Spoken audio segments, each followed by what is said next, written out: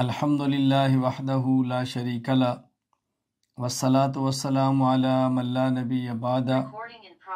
وعلی آلہ واصحابہ الذین اوفوا عہدا اما بعد فاعوذ باللہ من الشیطان الرجیم بسم اللہ الرحمن الرحیم ما آتاکم الرسول فخذوہ وما نہاکم عنہ فانتہوا اللہم صلی علی محمد وعلی آل محمد کما صلیت علی ابراہیم وعلی آل ابراہیم انک حمید مجید اللہم بارک علی محمد وعلی آل محمد کما بارکت علی ابراہیم وعلی آل ابراہیم انک حمید مجید۔ اللہ تعالیٰ نے انسانیت کی ہدایت کے لیے آخری پیغمبر حضرت محمد مصطفیٰ صلی اللہ علیہ وسلم کو نبی، رسول اور آخری نبی بنا کر بھیجا اور ان پر قرآن کریم کتاب نازل فرمائی اور اس کو آخری کتاب فرمایا۔ حضور اکرم صلی اللہ علیہ وسلم کے افعال، مبارک اقوال، مبارک تقاریر امت نے محفوظ کی ہیں اور بہت بڑا احسان کیا ہے کہ ہم تک پہنچائی ہے۔ ہماری ذمہ داری ہے کہ ہم اپنے اکابر سے رسول اکرم صلی اللہ علیہ وسلم کے مبارک اقوال، مبارک افعال کو جس طرح لیں اسی طرح کے نقل کریں اور اپنی عملی زندگی میں لائیں۔ محدثین نے بہت بڑا امت پر احسان فرمایا، مشقتیں برداشت کیں، تکالیف برداشت کیں، لمبے طویل سفر کیے اور حضور اکرم صلی اللہ علیہ وسلم کی مبارک احادیث کو محفوظ فرمایا۔ محدثین نے جہاں اور ہم پر احسانات فرمائے، ایک احسان یہ بھی فرمایا کہ حضور اکرم صلی اللہ علیہ وسلم کی احادیث کو جس انداز میں لیا اسی انداز میں آگے پہنچایا۔ اس کو کہتے ہیں حدیث مسلسل، یعنی اگر کسی نے اس طرح حدیث کو لیا ہے کہ استاذ نے مصافحہ کیا تو حدیث سنائی، محدث نے آگے شاگرد سے مصافحہ کیا تو حدیث پہنچا دی، اگر استاذ نے شاگرد کے سر پہ ہاتھ رکھا اور حدیث سنائی تو محدث نے اپنے شاگرد کے سر پہ ہاتھ رکھا اور حدیث سنا دی۔ اسے کہتے ہیں حدیث مسلسل۔ اگر کسی شاگرد محدث نے اپنے استاذ سے رسول اکرم صلی اللہ علیہ وسلم کی وہ حدیث پہلی سنی، یعنی اس سے پہلے کوئی حدیث نہیں سنی تھی، تو انہوں نے کوشش کی کہ آگے کسی شاگرد کو یہ حدیث وہ سنائیں جو شاگرد کے لیے یہ پہلی حدیث اس استاد سے ہو، تو یہ حدیث مسلسل اس کو کہتے ہیں۔ تو حدیث مسلسل کی تعریف، پھر حدیث مسلسل کی مثالیں، اور پھر حدیث مسلسل بالاولیت، اور ایک حدیث مسلسل بیوم العاشوراء میں آپ کی خدمت میں بیان کروں گا۔ پہلے حدیث مسلسل کی تعریف سماعت فرما لیں۔ علامہ محی الدین ابو زکریا یحییٰ بن شرف النووی رحمہ اللہ،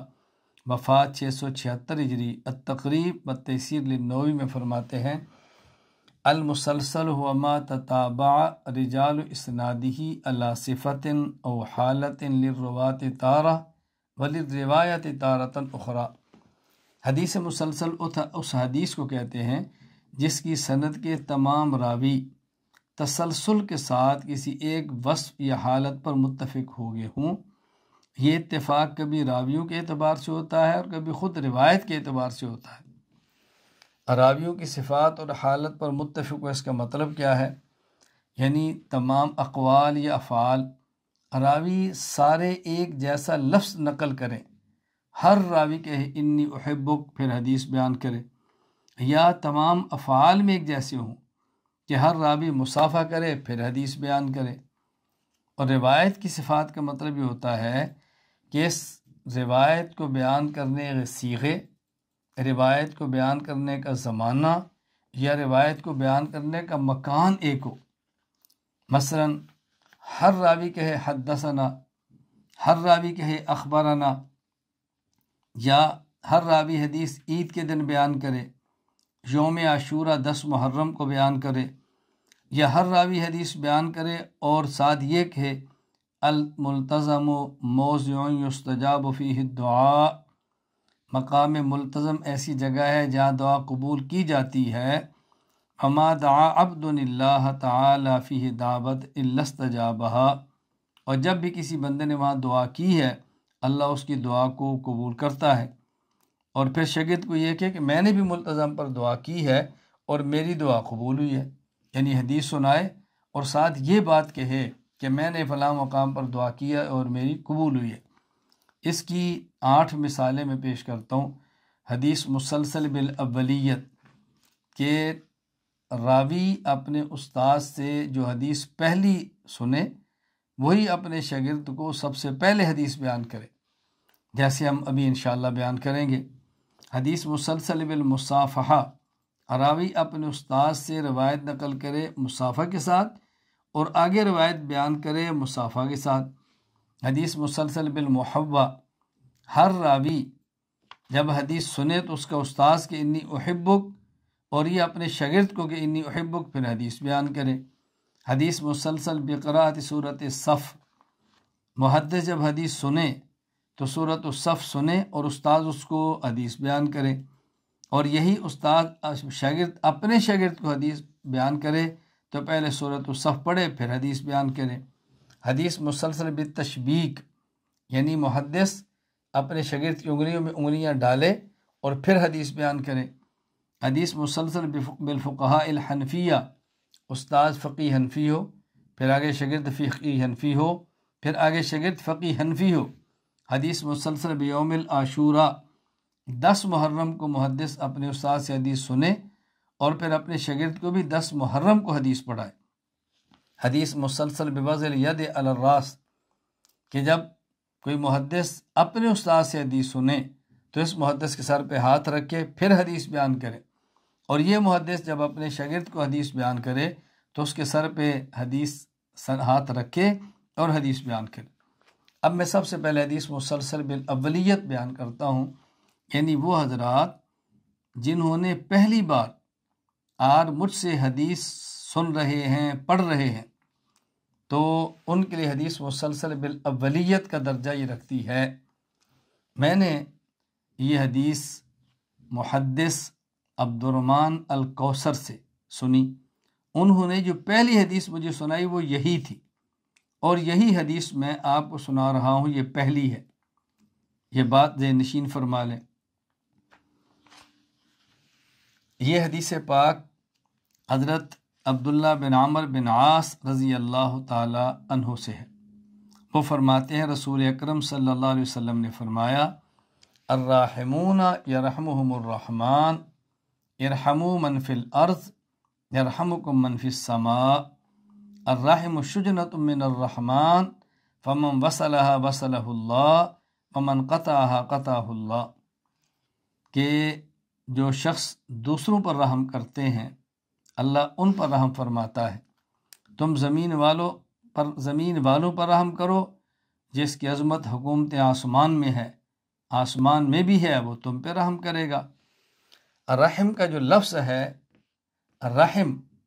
یعنی جہاں بچہ ماں کے پیٹ میں پرورش پاتا ہے وہ تھیلی کہتے ہیں رحم، کہتے ہیں یہ جو رحم ہے یہ اللہ کی صفت الرحمن اس سے نکلا ہے، الرحم کا لفظ الرحمن کے لفظ سے نکلا ہے۔ جو شخص ان رشتوں کو جوڑے گا اللہ اس کو جوڑے گا، جو ان رشتوں کو توڑے گا اللہ اس کو توڑ دے گا۔ یہ روایت امام ترمذی رحمۃ اللہ علیہ نے ابواب البر والصلہ عن رسول اللہ صلی اللہ علیہ وسلم باب ما جاء فی رحمت المسلمین کے اندر بیان فرمائی ہے۔ اس میں یہ وضاحت سن لیں کہ یہ حدیث رسول اکرم صلی اللہ علیہ وسلم سے عبداللہ بن عمر بن عاص نے سنی ہے، لیکن یہ پہلی حدیث نہیں جو انہیں اللہ کے نبی سے سنی۔ عبداللہ بن عمر بن عاص سے ان کے شاگرد ابو قابوس نے سنی ہے، لیکن یہ پہلی حدیث نہیں جو انہوں نے اپنے استاد عبداللہ بن عمر سے سنی ہے۔ ابو قابوس سے یہ حدیث عمر بن دینار نے سنی ہے، لیکن یہ پہلی حدیث وہ نہیں جو عمر بن دینار نے ابو قابوس سے سنی ہے۔ اور حضرت عمر بن دینار سے سفیان بن عیینہ نے یہ حدیث سنی ہے، اور سفیان بن عیینہ نے یہ حدیث پاک آگے پھر اپنے شاگرد کو بیان فرمائی ہے، اور وہ ہیں عبدالرحمن بن بشر بن حکم۔ تو سفیان بن عیینہ تک مسلسل بالاولیت ہے، آگے پھر تسلسل بالاولیت نہیں ہے، یعنی سفیان بن عیینہ نے عمر بن دینار سے یہ پہلی حدیث نہیں سنی۔ تو یوں سمجھیں کہ مجھ سے لے کر سفیان بن عیینہ تک یہ حدیث مسلسل بالاولیت ہے۔ آپ بھی اگر کسی کو حدیث پاک پڑھائیں تو کوشش کریں کہ پہلی حدیث یہ پڑھائیں تاکہ آپ کے شاگرد کو حدیث مسلسل بالاولیت مل جائے۔ میں حدیث مسلسل بالاولیت کی اجازت علماء کرام کو بھی دیتا ہوں، عالمات کو بھی دیتا ہوں۔ جو علماء کرام پڑھ رہے ہیں ان کو بھی، جو دینی مدارس کے طالب ہیں ان کو بھی، جو عالمات بن رہی ہیں یا عالمات بن گئی ہیں سب کو دیتا ہوں۔ اس لیے حدیث مبارک کی اجازت کا سلسلہ ایسا ہے کہ اس میں مردوں کو بھی اور خواتین کو بھی اجازت حدیث دینا ہمارے محدثین کرام رحمہ اللہ تعالیٰ سے چلا آ رہا ہے۔ آج ہماری حدیث ہے الحدیث المسلسل بیوم عاشوراء، یعنی حدیث مبارک وہ ہے کہ جو مجھ سے لے کے حضرت ابو قتادہ رضی اللہ تعالیٰ عنہ تک یہ حدیث مسلسل ہے۔ حضرت ابو قتادہ رضی اللہ تعالیٰ عنہ نے یہ حدیث پاک نبی کریم صلی اللہ علیہ وسلم سے سماعت فرمائی ہے کہ رسول اکرم صلی اللہ علیہ وسلم فرمایا، سیام یوم عاشوراء انی احتسب علی اللہ عز وجل ان یکفر السنۃ التی قبلہ، کہ 10 محرم کا روزہ اللہ کے پیغمبر فرماتے ہیں جس نے رکھا، مجھے اللہ کی ذات پر بھروسہ ہے کہ اللہ اس شخص کے گزشتہ 1 سال کے تمام گناہ، یعنی صغیرہ گناہ، چھوٹے چھوٹے جتنے گناہ ہیں، اللہ تعالیٰ ان تمام گناہوں کو معاف فرما دیں گے۔ تو آج چونکہ استنبول میں 10 محرم ہے، کئی ایک ممالک میں 10 محرم ہے، اور کئی ایک ممالک میں 10 محرم آگے شروع ہو رہی ہے،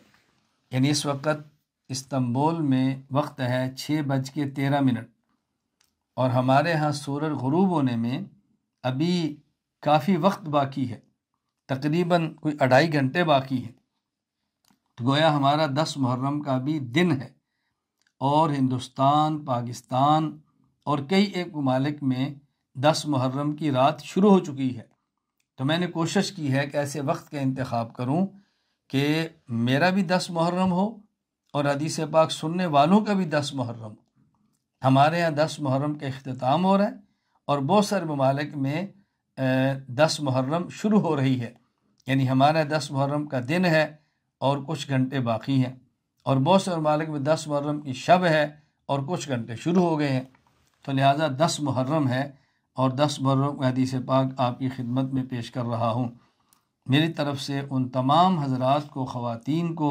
جو آج اس حدیث پاک سننے میں شریک ہے، الحدیث المسلسل بیوم عاشوراء کی بھی اجازت ہے۔ الحمدللہ ثم الحمدللہ 10 محرم کا میں نے روزہ رکھا ہے، میرے گھر والوں نے روزہ رکھا ہے، حتیٰ کہ میرے 10 سال کے بیٹے نے رکھا ہے، اور میں تمام حضرات اور خواتین سے گزارش کروں گا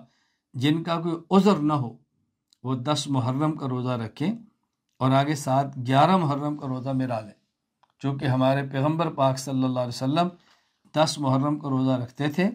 اور آپ کو جب یہ بات علم میں آئی کہ 10 محرم کا روزہ یہود بھی رکھتے ہیں، تو رسول اکرم صلی اللہ علیہ وسلم نے ارشاد فرمایا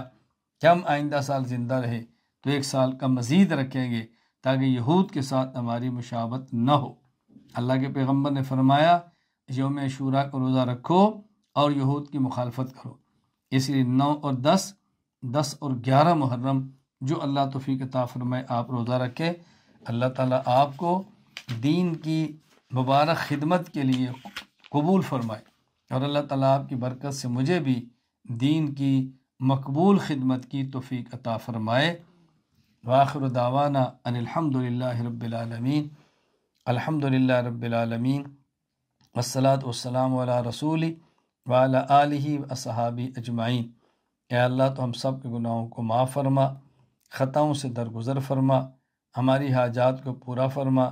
اور اے اللہ کریم اپنے فضل سے، اپنے کرم سے ہمیں حدیث مبارک کی خدمت کے لیے قبول فرما، دور دراز تک حدیث مبارک کو پہنچانے کی توفیق عطا فرما، بیماروں کو صحت عطا فرما، مقروضوں کے قرض ادا فرما، ہماری حاجات کو اپنے کرم سے پورا فرما۔ جو جماعتیں، افراد، ادارے تیرے دین کی خدمت میں لگے ہیں، اے اللہ تو ان سب کی اس خدمت کو قبول فرما،